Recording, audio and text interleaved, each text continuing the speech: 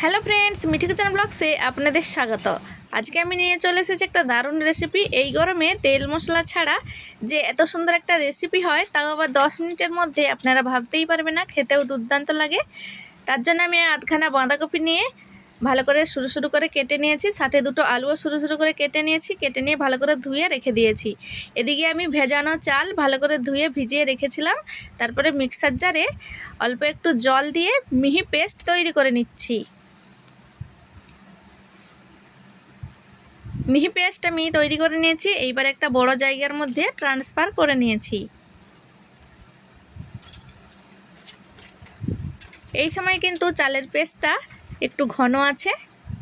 Mixer জারটা ধুয়ে একটু জল দিয়ে দিচ্ছি।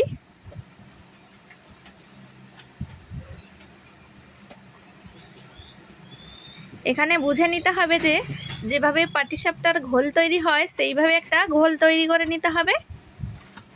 আমি আবার একটু জল দিয়ে ভালো করে একটু মিডিয়ামে ঘন ঘোল তৈরি করে নিয়েছি। না বেশি পাতলা না বেশি ঘন, দেখেই বুঝতে পারছেন আপনারা কতটা পাতলা রয়েছে। দিয়ে দিচ্ছি পরিমাণ মতো নুন। নুনটা দিয়ে ভালো করে মিশিয়ে নিয়েছি। মিশিয়ে নিয়ে একটা জায়গায় ঢাকা দিয়ে রেখে দেব। তারপরে আমি কড়াইয়ের মধ্যে সরষে তেল গরম করতে দিয়েছি। তেলটা গরম হয়ে গেলেই আগে থেকে যে বাঁধাকপি আর আলুটা কেটে রেখেছিলাম দিয়ে দিচ্ছি। দিয়ে একটু নেড়ে চেড়ে কিন্তু নিতে হবে, একটু ভাজা ভাজা করতে হবে। আজকে কোনো রকমের আমি জল দেব না এই বাঁধাকপির মধ্যে। এই বাঁধাকপিটা এইভাবেই তৈরি করব বিনা জলে। তারপরে আমি দিয়ে দিচ্ছি পেঁয়াজ কুচি, কাঁচা লঙ্কা আর রসুন থেতো করা, দিয়ে ভালো করে মিশিয়ে নিচ্ছি। মিশিয়ে নিয়ে নেড়ে চেড়ে ভালো করে ঢাকা দিয়ে কিন্তু সেদ্ধ করে নিতে হবে। তারপরে দিয়ে দিচ্ছি ঝাল লঙ্কার গুঁড়ো, পরিমাণ মতো নুন, হলুদ গুঁড়ো, সামান্য চিনি দিয়ে দিচ্ছি।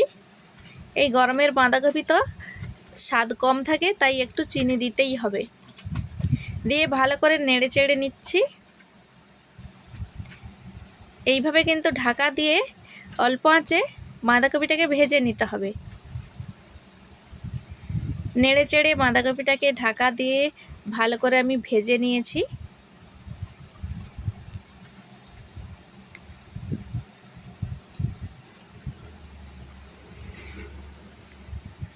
একটু খুন্তি দিয়ে কিন্তু এভাবে একটু ভেঙে ভেঙে দিতে হবে বা একটু থেতো মতো করে দিতে হবে। তারপরে লাস্টে গরম মশলা দিয়ে দিচ্ছি। গরম মশলা দিয়ে ভালো করে নেড়ে চেড়ে একটু থেতো করে ঘন হয়ে গেলে নামিয়ে নিতে হবে। নামিয়ে নিয়ে ঠান্ডা করে নিতে হবে। আর এদিকে আমি একটা কড়াই গরম করে নিয়েছি। আর ঘোলটাকে আবারও একটু গুলিয়ে নিচ্ছি। কড়াইয়ের মধ্যে সামান্য একটু তেল দিয়ে দিয়েছি, যে কোনো তেল দিলেই হবে। দিয়ে একটা টিস্যু দিয়ে পরিষ্কার করে নিয়েছি। তারপরে যে ভাত তোলার যে হাতাগুলো হয় সেই এক হাতা দিয়ে এভাবে গড়িয়ে নিলেই তৈরি হয়ে যাবে। দেখুন, একটা পাতলা রুটির মতো তৈরি হয়ে যাচ্ছে, জালিদার। খুবই সহজেই কিন্তু তৈরি হয়ে যাবে। এই গরমে কিন্তু তেল মশলা বাদ দিয়ে আপনারা এইভাবে একবার এই রেসিপিটা বা নাস্তাটা বানিয়ে দেখুন, খেতে অসাধারণ লাগবে। আপনারা যে কোনো সময় খেতে পারেন।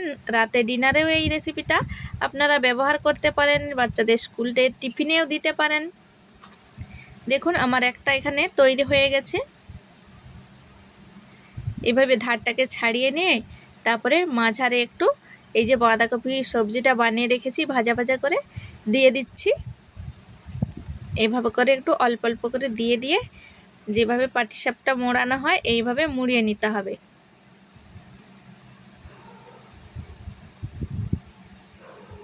এই গরমে মিষ্টি খেতে একটুও ভালো লাগবে না। এইভাবে একটু ঝাল ঝাল মতো পাটিসাপটা বানিয়ে দেখুন, খেতে অসাধারণ লাগবে। 10 মিনিটের মধ্যে তৈরি হয়ে যাবে, কোনো ঝামেলা ছাড়াই। আবারও আমি কড়াইটাকে একটু টিস্যু দিয়ে মুছে নিয়েছি। আবারও এক হাতা দিয়ে দিচ্ছি। এভাবে করে আমি সবগুলো পিঠে তৈরি করে তারপরে আপনাদেরকে দেখাচ্ছি।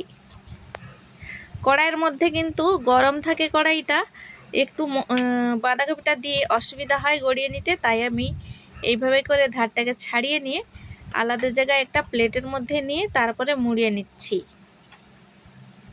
এতে কিন্তু খুব সহজে তৈরি হয়ে যাবে। দেখুন এভাবে প্লেটের মধ্যে নিয়ে নিয়েছি।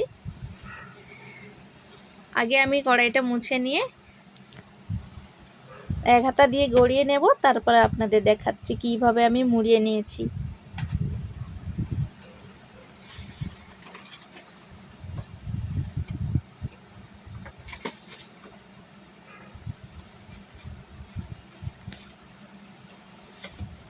এই যে দেখুন এইভাবে বাঁধাকপিটা দিয়ে এইভাবে করে মুড়িয়ে নিলে থালার মধ্যে খুব সহজেই তৈরি হয়ে যাবে আর খুবই দারুণভাবে তৈরি হবে। দেখুন সবগুলো পিঠে আমার তৈরি হয়ে গেছে, বা নাস্তা বা জলখাবার তৈরি হয়ে গেছে। এইভাবে বাড়িতে অবশ্যই বানিয়ে দেখবেন, খেতে দারুণ লাগবে। তো ফ্রেন্ডস, রেসিপিটি আমার কেমন লাগলো অবশ্যই কমেন্ট করে জানাবেন। আর যদি ভালো লেগে থাকে একটা লাইক করে দেবেন, পাশে থাকবেন। একটা আমি কেটেও দেখাচ্ছি, কিন্তু আপনারা দেখেও বুঝতে পারছেন যে বাঁধাকপির পাটিসাপটা বা নাস্তা কতটা দারুণ হয়েছে। তো ফ্রেন্ডস, রেসিপিটা এই পর্যন্ত এখানেই শেষ করলাম। ভালো থাকবেন, সুস্থ থাকবেন।